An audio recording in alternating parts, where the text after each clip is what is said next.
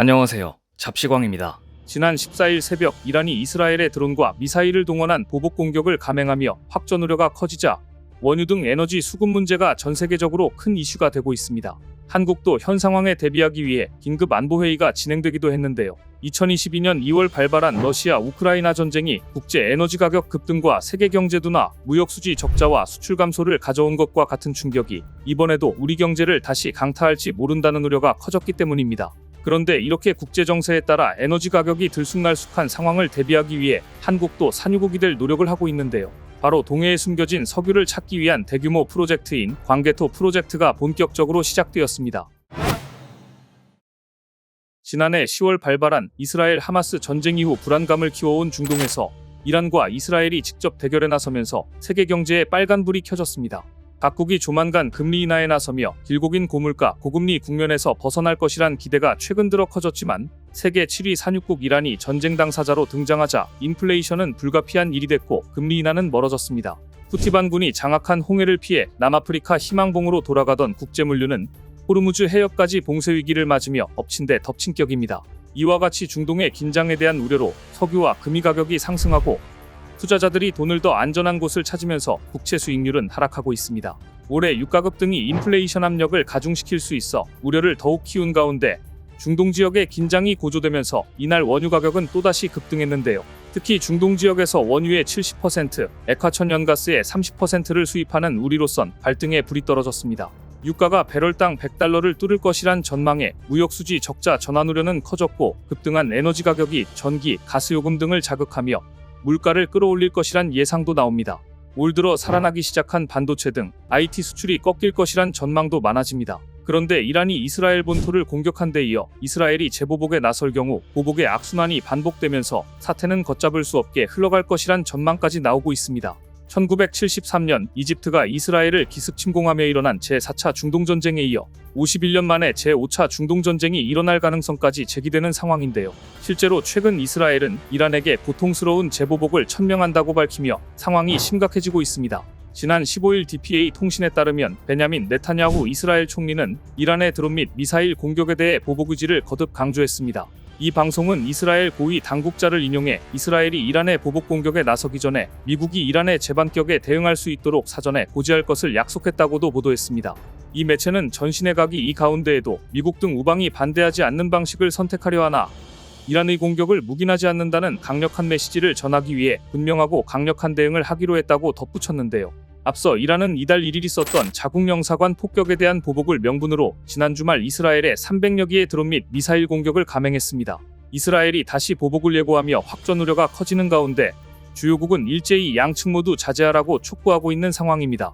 실제로 며칠 뒤 19일 이스라엘은 이란 본토에 보복성 공격을 감행했습니다. BBC가 민간 위성업체 움브라 스페이스가 19일 오전 촬영한 이스파한 군기지 비행장의 SAR 위성 이미지를 지난 15일 촬영 사진과 비교한 결과 이곳에 설치된 S-300 방공 시스템의 레이더로 추정되는 장치에 훼손된 잔해가 확인됐습니다. 이스라엘이 공격을 감행한 이스파한에는 군사기지 외에 이란의 우라늄 농축 중심지인 나탄즈 핵시설 등 핵시설도 다수 들어선 것으로 알려졌습니다. 이란 핵시설에는 피해가 없다고 알려졌지만 마음먹으면 언제든지 이란 의심장부를 공격할 수 있다는 분명한 메시지를 전달한 것입니다. 이와 같이 중동 리스크로 인해 국제유가가 배럴당 $100 돌파는 초읽기에 들어갔다는 관측이 나옵니다.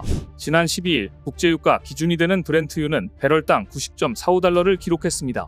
브렌트유가 $100를 마지막으로 기록한 때는 2022년 8월이었습니다. 특히 이란이 이스라엘 본토 공격에 앞서 호르무즈 해협에서 이스라엘과 관련된 화물선을 납포하면서 긴장은 고조됐습니다.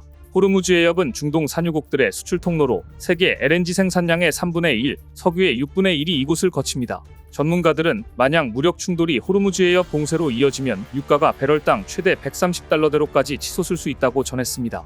김태환 에너지경제연구원 실장은 호르무즈 해협 봉쇄는 이란이 전 세계를 상대로 전쟁을 하겠다는 뜻이나 마찬가지라 가능성이 크지는 않다면서도 하지만 최근 러시아, 우크라이나 전쟁, 이스라엘, 하마스 전쟁 발발 등을 감안하면 가능성이 없다고 단정짓기도 어렵다고 말했습니다.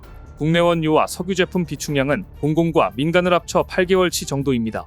지난해 우리나라의 대이란 수출은 약 2,540억 원, 대이스라엘 수출은 2조 7천억 원입니다. 양국과 직접적인 무역 규모는 미미하지만 확전으로 세계 경제가 움츠러들면 수출 비중이 절대적인 우리로서는 직격탄 우려가 커집니다. 특히 우리 수입의 4분의 1가량을 차지하는 석유, 가스, 석탄 등 에너지 수입액이 급증하며 무역 수지가 악영향을 받을 가능성도 큽니다. 에너지 수입 단가가 높아지면서 최근 다소 진정 추세를 보이던 전기, 가스 요금을 자극하고 경제 전반에 부담이 될 수 있는데요. 이와 같이 국제 정세 변화로 에너지 가격이 급변하는 현상이 반복되면서 우리도 이러한 상황을 해결하기 위해 특단의 조치가 필요한 상황인데요. 이러한 중동의 석유 리스크를 가장 줄일 수 있는 방법은 한국이 산유국이 되는 것입니다. 최근 한국석유공사는 이르면 올해 말 동해에서 석유 개발을 위한 탐사 시추를 본격 진행할 예정이라고 밝혔습니다. 탐사 시추란 석유 퇴적물 등을 탐색할 목적으로 보링 기계 등을 이용해 땅속 깊이 구멍을 파는 일입니다. 22일 석유업계에 따르면 석유공사는 올해 말 혹은 내년 초 동해 심해에서 최대 24공 규모로 탐사 시추를 진행할 계획입니다. 한국석유공사는 2022년부터 광개토 프로젝트라는 사업을 진행 중인데요. 이 사업은 제2의 동해가스전을 찾는 국내 대륙붕 중장기 종합탐사 계획입니다. 석유공사는 지난 2년간 서남동해를 물리탐사한 끝에 동해 심해를 석유 개발에 성공할 만한 지역으로 지목하고 탐사 시추 단계로 본격 착수한다는 계획입니다. 대륙붕의 사전적 의미는 해안선으로부터 시작해 수심 약 200m 이내에 존재하는 완만 한경사의 해저지형으로 한정되지만 이 프로젝트에서는 동해 심해 지역을 포함해 영해 전반을 지칭하는 의미로 사용됐습니다. 서남동해 전 해역을 대상으로 동해가스전 4배 규모의 새 가스전을 개발하는 내용으로 자원 탐사를 통한 에너지 안보 강화뿐 아니라 해양 주권을 확보하고 탄소 중립 목표를 달성하는 목적이 담겼습니다. 앞서 석유공사는 20년가량 동안 탐사 끝에 1998년 울산 남동쪽 58km 해상에서 가스전을 발견하고 2004년부터 동해 1, 2 가스전을 개발해 2조 6천억 원어치의 천연가스와 원유를 생산해냈습니다. 이를 통해 한국은 세계에서 95번째 산유국이 됐습니다. 그러나 해당 가스전들은 2021년 말 생산이 종료됐고 이번 탐사 시추를 통해 한국이 산유국 지위를 회복할 길이 열린 것입니다. 산유국이 되면 국제 입찰, 자원 외교가 용이해지는 등 이점이 많은데요. 석유공사는 동해에서 석유 개발뿐만 아니라 이산화탄소 저장소를 확보하기 위한 탐사도 병행하고 있습니다. 국가 차원의 탄소 중립 목표에 기여하기 위해서입니다. 석유공사는 이산화탄소 저장소를 확보해 2030년 연간 400만 톤, 2050년 3천만 톤을 주입하겠다는 계획도 세워놓고 있습니다. 석유공사는 광개토 프로젝트에 따라 2031년까지 물리탐사 1만 7천 제곱킬로미터와 탐사시추 24공을 실시한다는 계획입니다. 이번 광개토 프로젝트의 탐사시추 비용은 1공당 600억 원 가량이 들 것으로 예측되고 있습니다. 최대 24공을 모두 합하면 탐사시추 비용만 약 1조 4천억 원인 엄청난 수준인데요. 만일 탐사시추에 성공하면 경제성 분석을 위한 평가시추를 거쳐 본격적인 생산시추에 나서게 됩니다. 이 과정을 다 거치려면 10년가량의 긴 시간이 걸릴 전망입니다.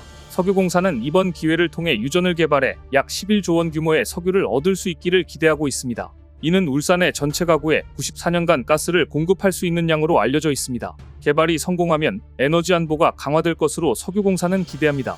나아가 앞으로 이런 노력이 이어지면 9년 전 초대형 유전을 발견해 국운을 바꾼 중남미 국가 가이아나의 길을 한국도 따를 수 있다는 게 석유공사의 전망입니다.